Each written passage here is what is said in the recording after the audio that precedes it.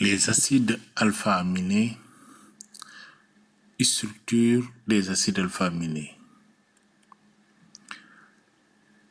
En définition,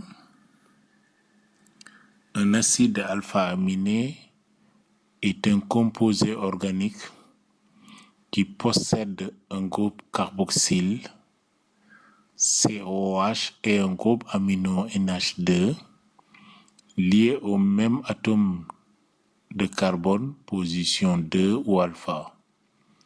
Leur formule générale est: nous avons la fonction acide carboxylique, le groupe acide, le groupe amine et un groupe alkyle qui peut prendre différentes formules et un atome d'hydrogène. Les deux groupes amine et acide carboxylique sont liés au même atome de carbone. Ce carbone est le carbone en position alpha.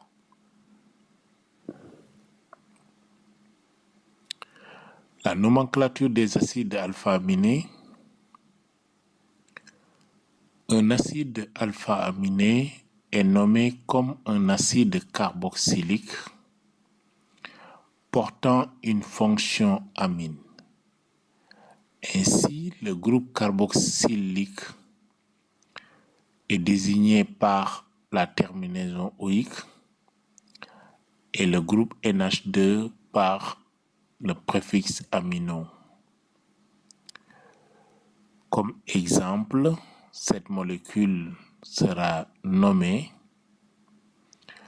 acide 2-amino-éthanoïque. Celle-ci,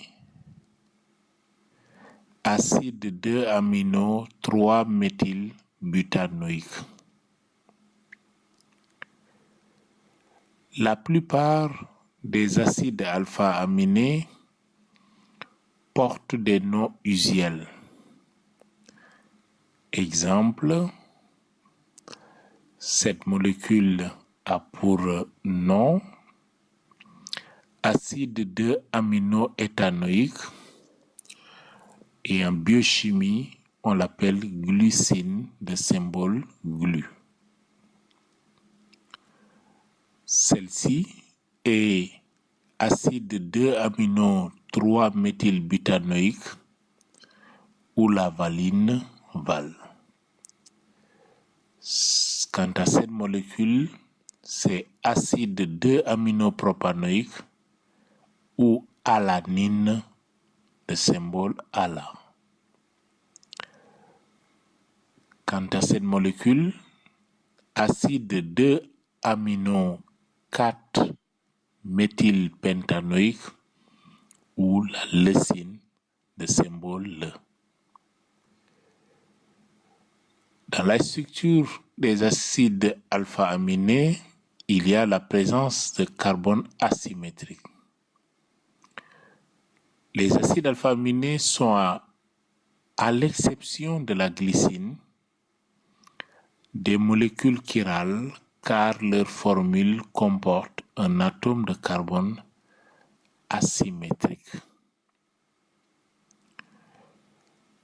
Alors, donc, le carbone asymétrique est là, le groupe OH, le groupe NH2, un groupe donc CH3, voilà, et donc l'atome d'hydrogène. Pour la glycine, ce groupe CH3 est H, et comme il y a deux atomes d'hydrogène liés au même atome de carbone, ce carbone-là n'est plus asymétrique.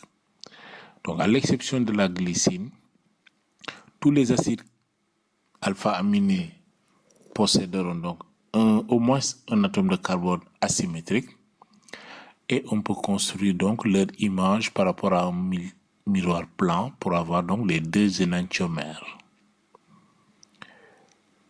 Alors, il y a différentes représentations des molécules d'acide alpha-aminé utilisées. La représentation dans l'espace, donc la représentation spatiale. Par convention, on dispose de la molécule d'acide alpha-aminé de la façon suivante. La chaîne carbonée contenant le groupe R est placée dans le plan vertical, le groupe COH étant situé vers le haut, de façon à ce que les liaisons CR et COOH pointant vers l'arrière, les liaisons CH et CNH2 pointant vers l'avant.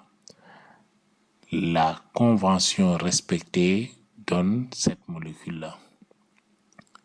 Sur la verticale, le groupe O, COH et R. À l'arrière du plan, à l'avant du plan, le groupe NH2 et H. Et ces molécules-là, on peut, dans cette représentation, passer à la représentation de Fischer, qui part de la représentation spatiale. Pour obtenir la représentation de Fischer, on projette orthogonalement sur le plan la molécule d'acide alpha-aminé ainsi disposée dans l'espace. Nous avons ici les deux énantiomères, l'acide alpha-aminé dans une représentation spatiale, dont l'une des molécules est l'image de l'autre dans un miroir plan. Ce sont des énantiomères. Ces liaisons d'avant-plan et à l'arrière du plan seront tous ramenés dans le plan par projection. Et nous obtenons donc ceci, constituant la représentation de Fischer des molécules d'acide alpha-aminé. Dans cette représentation, les deux acides alpha-aminés étant différentes, on les différencie par la nomenclature L et D, constituant des configurations. Un acide alpha-aminé a la configuration D quand le groupe NH2 se projette à droite de la représentation de Fischer. La configuration L quand le groupe NH2 se projette à droite, se projette à gauche. Considérons les deux énantiomères d'un acide alpha-aminé qui est ici l'alanine comme la représentation de Fischer.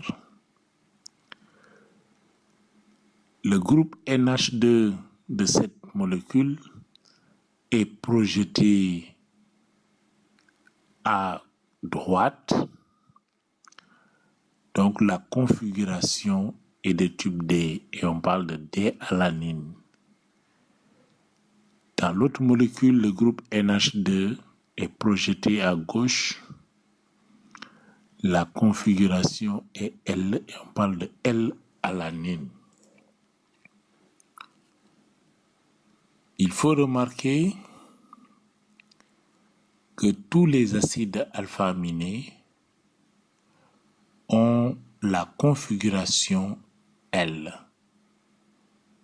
les acides alpha-aminés naturels.